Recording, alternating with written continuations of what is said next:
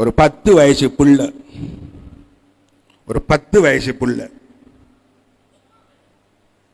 யா ரப்பி யா அல்லாஹ், என்ன தெரியுமா நோய்? அவருக்கு டாய்லெட்டுக்கு சரியா போறல்ல, யூரின் சரியா போறல்ல, அடைச்சு போய் இருந்து பவுரு பெருத்திரும். இதுதான் நோய். டாய்லெட்டும் போறல்ல, யூரினும் போறல்ல. இப்ப டாக்டர்கிட்ட கொண்டு வைத்து பார்த்தா பிரச்சனை வேற வேற, அந்த வழியால போகக்கூடிய சாத்தியம் இல்ல. அதனால அதை எமர்ஜென்சியாக எடுக்கணும். வயிற்றை கிழிக்கிறாரு டாக்டர். வயிற்றை கிழிச்சு அந்த மலத்தை சலத்தை பட்டைய போட்டு இந்த பட்டைக்குள்ளால எடுக்கணும். இந்த 10 வயசுட புள்ள இப்ப பட்டைய போட்டு பெக் பண்ணி வச்சிருக்கி. ஒரு கிழமைக்கு ஒருக்கா அதை எடுக்க போகணும், பெக்க மாத்தணும், அதுல இருந்து யூரின அந்த மலத்தை சலத்தை எடுக்கணும்.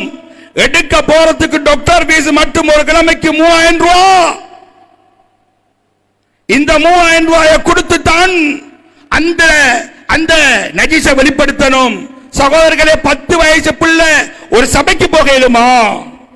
அந்த உம்மா வாப்பாக்கு எவ்வளவு ஆத்திரம், எவ்வளவு கவலை, எவ்வளவு நோவு, எவ்வளவு வலி. அது மலை பேக்க சபையில் எடுத்துக்கிட்டு போறாரு. எவ்வளவு பெரிய ஒரு டென்ஷன் அவருக்கு.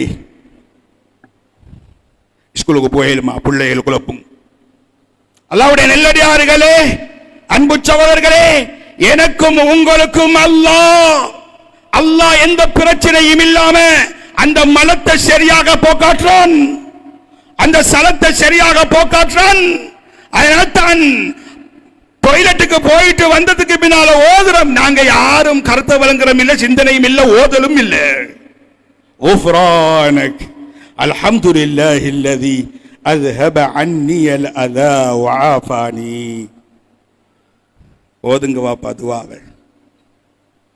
அல்லாஹ் உங்களுக்கு ஆரோக்கியத்தை தந்திருக்கிறான்.